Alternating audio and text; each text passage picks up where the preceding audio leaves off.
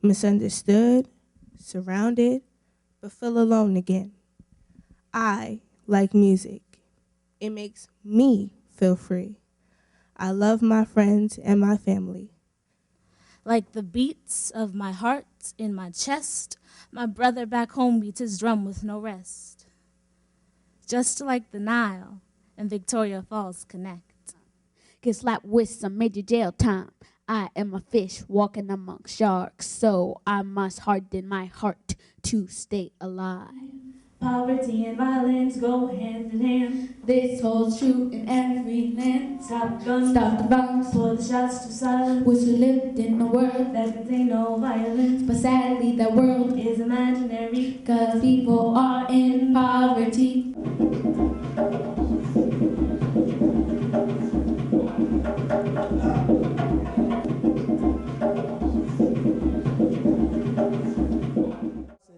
Ron, how do you define African American literature?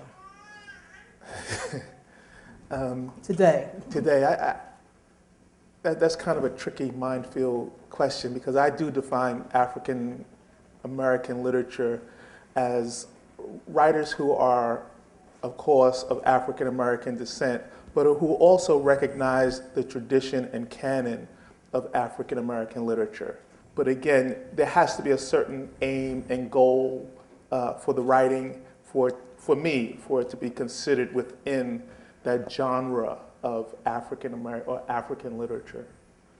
I do think most of the time you are correct, or he's correct, that when we think about African American literature, we think about those people who identified as Black or African American or Negro, and wrote about those topics or about topics of interest to us and to them. There's a distinction in my mind between an author who happens to be African American and then African American literature. The African American story has very much to do with a narrative, a cultural narrative.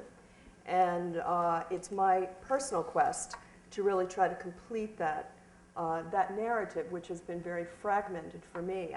I believe we need to be very, very careful about how we let someone else determine who we are.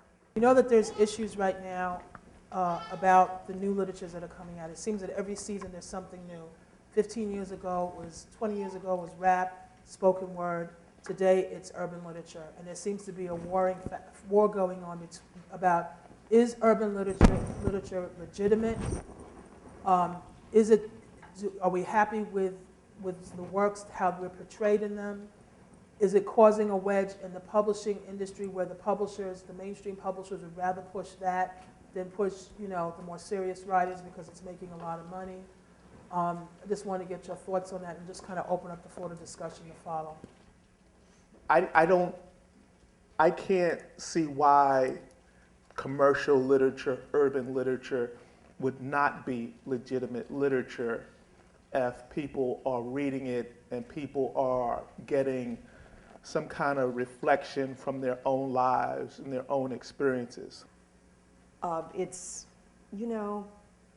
think if people like to read comic books, because people have said to me as a children's author, my child was just reading comic books. I say, well, great, they're reading. So I think it's fine. I am not particularly crazy about the genre. However, I do say that I think that there are, because I've heard some of the authors speak, and some of them are tackling some interesting issues inside the genre. I know that there's one author whose name I can't remember right now, which is a shame, whose work is about colorism in the Black community. that the protagonist is darker and she has all these problems because they think that she's too dark, you know, and whereas the lighter supposedly is better and some of all that, you know, all of that stuff. Which is, I guess, one would say is a legitimate subject for literature, but she's doing it in that genre, and so maybe reaching, you know, a wider audience to engage in that debate, engage in that story. The reader must learn to dictate to self instead of allowing the market to dictate to the reader. And that's where we fail. So that literature is going to exist, right? And an argument is going to ensue, because that's not the literature that we created to liberate ourselves from this condition. And so there's going to be an argument. And it's a healthy one. Y'all need to get away from Shahrazad Ali and her sense of gossip and get next to John Oliver Killens with his sense of affirmation. One is buried.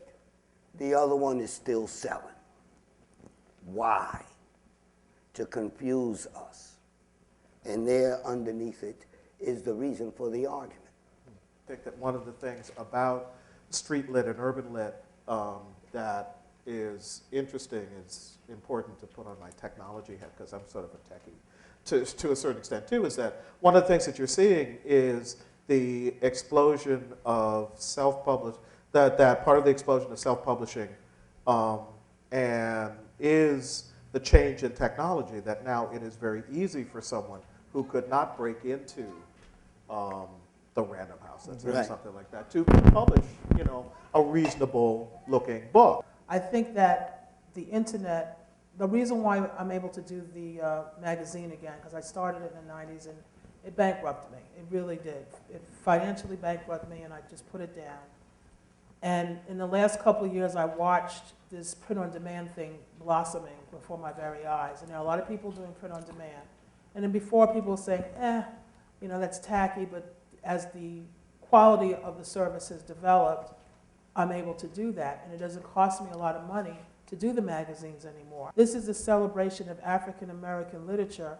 It's not closed off. Not just black people should be here. Everyone should be here. Just like if there's a Latino festival or an Asian festival, it's a celebration of a group of people who have produced a body of work, but that celebration is not just for black people. It's for everyone. We all should be celebrating that. You know, and I think that that's the kind of thing that I've been trying to push in the last few years, and as a result, this organization. We can help you begin to advocate for your rights in terms of if publishers don't pay you, editors mess with your stuff. And I've also done this kind of work, so I know I've gotten people money, like serious amounts of money. Going to court with you, helping you to read the fine print in contracts, helping you to rewrite contracts or reject them. That becomes what's called a bread and butter issue in terms of how you support yourself. For us to have grievance and contract information basically means that we are able to sit down as equals with publishers, with editors, with whomever, and say, listen, this is my product, you pay me correctly, or you and I will be in court dancing around and you will lose. We do indeed have health insurance policies for folks. Next, we work on issues that are pertinent to, once again, bread and butter problems. The next thing that we're working on now is what's called content farms. And the word is supposed to sound a lot like what it is, sharecropping for freelance writers. You know, I mean, we all write, and I think I'm speaking for all of us, we write because we love it. It means something to us to communicate in this way. If they want to publish it, which of course we want them to do, they have to pay us decently. Whether they want to or not is not the issue. But to guarantee that, we need to form a collective bargaining body of people who care about this issue enough to fight for it. Hence the words National Writers Union.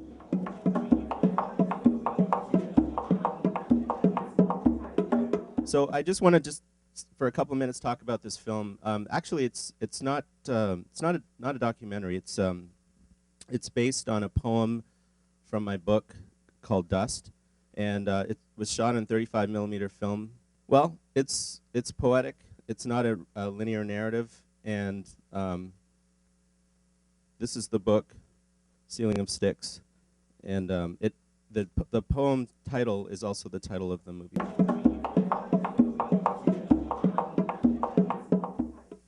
Upon reaching my 37th year, computers, televisions, and radios announced the levies against blood, 6 lives gone. Among the injured, a congresswoman who does not look or talk like me, even before the calm of her skull was shattered. Don't retreat, reload, 2 imperatives that have been exercised by mercenaries prowling corrugated fences speckled with spilled blood. In Arizona, a state seceding 1 law at a time. Gabrielle Giffords talked to constituents in a grocery store parking lot when the bullet, coaxed into crosshairs, was invisibly engraved with terrorist, stanched by intern Hernandez, who would not stop holding her hand. The language of quilts. Ogotameli spoke this language written in a small circle in the dust. The trajectories of angles of life played out in predictable cycles that still looked familiar in the captive South. It is no wonder how Amish women and the mothers in G's Bend could capture this life with needle and thread.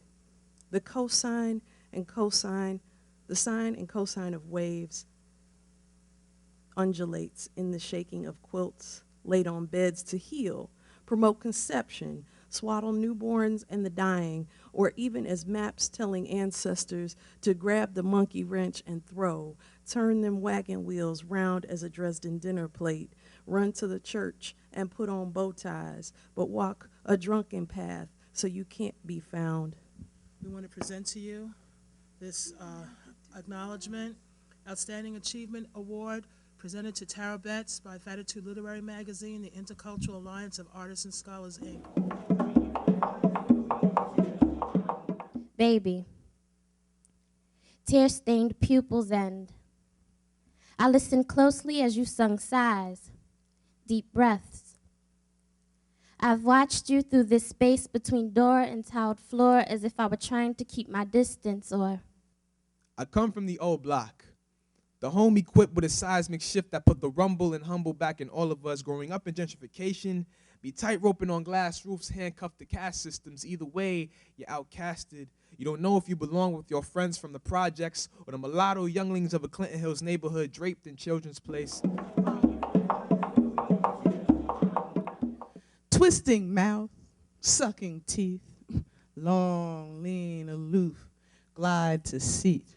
Sediment shifting weight like sediment claiming turf. Size 13 just do it's, sweeping across floor, asserting domain over slingback pumps and floor chimes. Rises, comes to a climax time and time again as I explode softly with the beat. I'm so much in love with sweet music. It's there for me whenever I so desire. It will never disappoint me. Doesn't know how to displease me. On the rhythm I can always depend. On the rhythm I can always depend. On the rhythm I can always depend.